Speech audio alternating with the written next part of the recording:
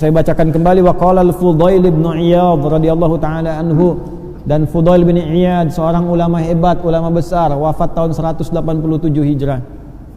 Ya, 803 Masehi. Maaf, ini saya sedikit minta waktu ya, 10 menit ya supaya selesai, dan ini memang penting saya sampaikan. Kalau tadi mantan Crazy Rich, glamor, kalau ini mantan pembegal, perampok, spesialis rampok jalan. Ya, jadi bajing loncat yang sekarang pembegal jalan, dia nasabnya udah ada dari dulu. Kalau spesialis ini, dan sudah dikenal. Kalau sebut Fudail udah, belum tentu orang mau lewat rute ke situ. Ya, ini rutenya di daerah antara Abu Warda dan Sijris waktu itu, arah ke Baghdad. Ya, orang udah tahu. Jadi kalau mau lewat ke situ, itu Fudail, disebut Fudail itu udah, itu nggak aman, kafilah-kafilah itu nggak ada yang mau lewat. Apa yang terjadi? Ini yang saya mau katakan nih. Ternyata pedagang ada 3 kafilah berangkat memutuskan tetap kita harus lewat rute itu karena itu yang paling akan dilalui. Ya, nah ini nasab dia nanti ya. Ini salah satu ijazah bagi sopir-sopir truk yang lewat kadang dipalak preman gitu kan, dan sebagainya. Boleh silakan. Ini kan kalau nonton live begini dan sebagainya. Nah ini dalilnya buat premannya nih. juga buat sopir-sopirnya ijazahnya nih, ijazah sanadnya nih. Maka di antara yang kafilah itu, rombongan pebisnis pedagang itu ada 3 orang soleh mengatakan begini, kita tetap lewat, hanya nanti kita minta perlindungan kepada Allah ya. Ikhtiarnya gimana? Kita panah aja nanti ke tempat-tempat yang kita duga ada perampoknya. Kalau kira-kira ada konfirmasi suara, kena atau apa, aman kita lewat. Kalau nggak ada konfirmasi kita balik lagi. Artinya apa? Panah kita meleset katanya. Ikutnya kita yang kena. Itu unik itu ya. Kalau Anda baca kisah orang-orang soleh itu bagus-bagus dulu tuh ya. Maka apa yang terjadi? Mereka memutuskan berangkat lewat rute itu antara Sijris dengan Abu Warda. Begitu mau dekat ke situ, mulailah kemudian panah disiapkan. Sebelum dipanah, ini yang paling menarik, maka mereka memanah dengan ayat-ayat Allah dulu untuk menghunjam kepada kalbu orang yang dituju. Maka yang pertama membacakan Quran surah ke-57 ayat 16 Al-Hadid. Alam ya'ni lilladzina amanu an takhsha'a qulubuhum lidzikrillah wa ma nazala minal. Apa ayatnya? Wala yakunu kalladzina utul kitaba min qablu fatala 'alaihimul amadu faqasat qulubuhum. Apa belum tiba bagi orang-orang itu yang merasa beriman untuk semakin khusyuk kenal Allah, melembutkan hatinya, jangan sampai berbuat maksiat terus sampai keras hati seperti orang dulu, banyak maksiat hatinya keras sehingga jauh dari Allah. Tiba-tiba begitu itu dibacakan sebelum panah dilesatkan, ini Fudail langsung gemetar, pingsan. Bingung anak buahnya, dikira kena panah, padahal nggak ada apa-apa, keringetan. Begitu bangun lagi, kenapa? Itu ada panah ayat sampai ke hati saya, gemetar saya.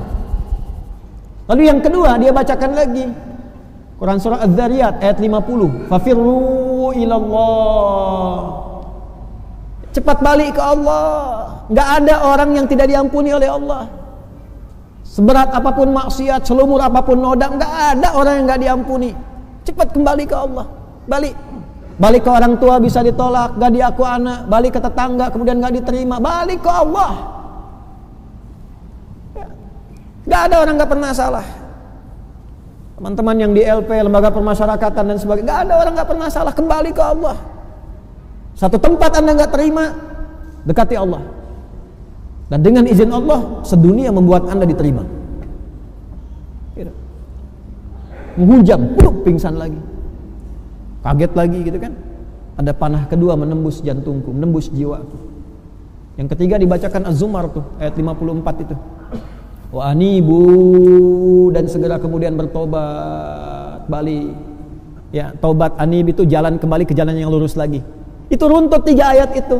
Lembutkan hati, dekati Allah. Jadi kalau udah putus harapan dengan manusia ya, jangan putus harapan dengan Allah. La taqnatu min rahmatillah. Jadi simpulkan pada hati kita, Allah selalu menerima kita ya. Keluarga belum terima, lari ke Allah, minta lembutkan hatinya ya. Calon yang dilamar belum terima, ya kembali kepada Allah, terus dekati bapak mertuanya Tapi tak, balik ke Allah, balik. Nah, dibacakan 3 itu, jatuh lagi, lalu ketika bangun mengatakan pada anak buahnya, pergi kalian semua. Sudah tiba saatnya saya meninggalkan perbuatan saya ini. Kena panah 3, yang panah fisiknya enggak kena, tidak mengenai, itu panah ayatnya sampai kepada jiwanya. Kalau itu yang 3 pedagang itu enggak bersih hatinya, mustahil ayat sampai pada jiwanya. Bersih hati. Ya. Dulu orang baca Toha, getar hati. Baca Al-Fatihah, penyakit sembuh. Ini Fatihah udah, Yasin sudah, Al-Kahf udah nggak sembuh-sembuh. Bukan karena ayatnya, cara bacanya itu nggak tepat itu. Orang bersih hati, orang bersih. Ya, kumpulin santi suruh bacain Quran, santinya dibayar, datang santi kemana? Sana, amplop udah nggak ada, ya udah. Cuma dapat Qurannya, barokahnya enggak. Makanya kalau mau baca Quran bersihkan dulu hatinya, bersihkan, tobat dulu. Kenapa ada isti'adzah di situ? Supaya hatinya dibersihin dulu. Supaya yang dibacakan itu kalau nggak ke orang lain, ke kita itu ada getaran. Allah itu Pak Ibu maha baik. Ya, Anda itu banyak salah. Terus mau ngaji, baru wudu, tenang, buka Quran, keluar ayat sesuai dengan kebutuhan kita. Kok bisa ayatnya sama begitu? Itu kurang baik apa Allah itu? Nah, sehingga Fudail dari peristiwa itu memutuskan pensiun tuh. Ini preman pensiun sudah ada dari dulu. Bayar royalti tuh ke Fudail tuh. Ya. Selesai pensiun, memutuskan untuk mendekati Allah. Datang ke Mekah tadi. Datang ke Madinah. Ibadah aja di situ. Yang paling menarik tiba-tiba apa? Khalifah presiden pada waktu itu Harun ar-Rasyid mimpi, dalam mimpinya diarahkan untuk ke Fudail. Ya, ada kalimat dalam mimpinya. Ya, ada hambaku yang telah mendekat kepadaku namanya Fudail bin Iyad, temukan dia. Dalam mimpinya. Presiden mimpi, dalam mimpinya diarahkan kepada mantan preman. Anda bayangkan, mantan begal, mantan perampok, berubah jadi orang baik. Tiba-tiba apa yang terjadi? Ternyata beliau sudah berubah jadi baik, jadi soleh, sampai meninggalkan tempat di situ yang viral sebagai perampok ke tempat lain yang dekat dengan Allah. Masyarakat akhirnya memviralkan dia sebagai seorang hamba yang sangat dekat dengan Allah. Ini ahli ibadah, ini ahli gini. Tapi beliau mengasingkan diri. Kalau sudah viral begitu, pindah ke tempat lain yang nggak kenal, dekati Allah. Terus mengatakan pada dirinya, Yal musi, pendosa, kamu ini disebut orang soleh, padahal kamu ini banyak salah. Kamu ini disebut pintar, padahal kamu banyak bodohnya. Itu viral sekali itu. Kalau ulama-ulama kita yang punya nasab ini nyambung tuh. Ya, kamu dikiranya banyak amalnya, dermawan, padahal kamu itu masih pelit. Ke dalam dirinya begitu terus.